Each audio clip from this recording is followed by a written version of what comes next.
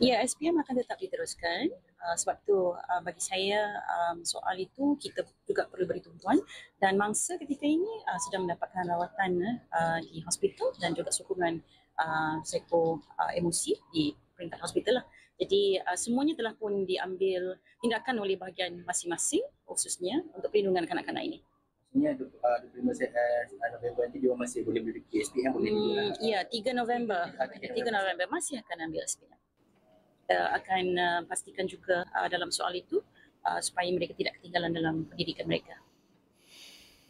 Puan Fadlina, kamu tu nak bantu mangsa atau bantu Progol? Sebab kenyataan kamu seolah-olah Progol diberikan keutamaan untuk menjamin masa depan mereka.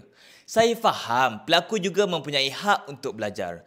Tapi tak boleh ke tangguh dulu sehingga kes selesai? SPM bukannya khas untuk umur 17 tahun saja. Selepas umur 17 tahun pun masih boleh ambil SPM lah.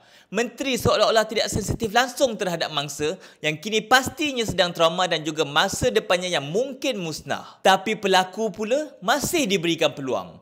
Dan waktu memberi kenyataan, kenapa menteri juga tak berikan peringatan yang tegas bahawa kalau disabitkan kesalahan merogol, di bawah Seksyen 376 Kanun Kesisaan, hukumannya ialah penjara 10 hingga 30 tahun dan wajib sebatan. Kalau bawah umur, mereka tetap boleh dihukum di bawah Akta Kanak-Kanak 2001 termasuk dihantar ke sekolah Henry Geni untuk pemulihan sehingga umur 21 tahun. Saya tidak menolak peluang kedua, tetapi peluang itu tidak seharusnya diberi sebelum hukuman dan pemulihan dijalankan. Janganlah buat kenyataan seolah-olah normalisasikan jenayah. Sepatutnya kamu perlu lebih tegas terhadap pelaku dan jamin keadilan untuk mangsa. Dan bila rakyat memberi nasihat, janganlah pula kamu jawab jangan kacau kamu. Jangan kacau kami, jangan usik sekolah kami.